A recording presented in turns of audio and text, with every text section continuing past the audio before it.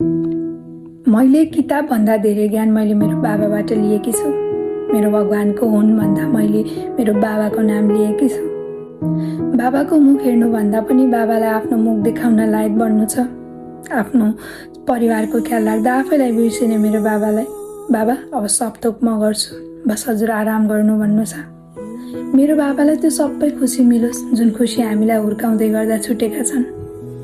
वर्णन गर्न नसके पनि अथाह प्रेम छ। हाम्रा रहरहरू पुरा गर्दा हजुरका कति धेरै सपनाहरू टुटेका छन्। अबको मेरो सारा दुःख अनि सङ्घर्ष हजुरको नाममा अर्पण गर्न चाहन्छु। बाबा, म जति जहाँ पुगे पनि म हजुरकै त्यही प्यारी छोरी भएर बाँच्न चाहन्छु। बाबा, हजुर कति महान हुनुहुन्छ है। साँच्चीकै भाग्यमानी छु म हजुरको छोरी हुन पाउँदा। मलाई संसार जित्नु छैन, मलाई हजुरको मन जित्नु छ। हजुरको अगाडि असल छोरी भएर देखाउनु छ।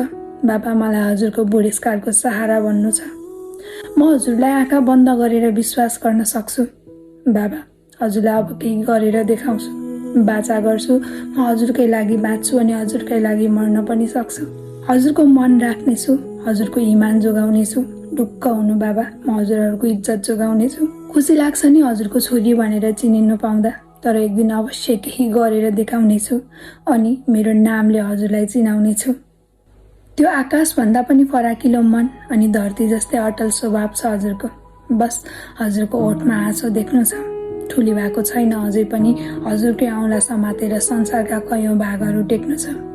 अरू केही चाहिँदैन बाबा, हजुरको साथ भयो हुन्छ। दुनियाँसँग लड्ने आँट मलाई यत्तिकै आउँछ। हजुरले दिएका संस्कारहरू अपनाएकी छु। आफ्नो बाटो कहिले भुल्ने छैन। बाबा,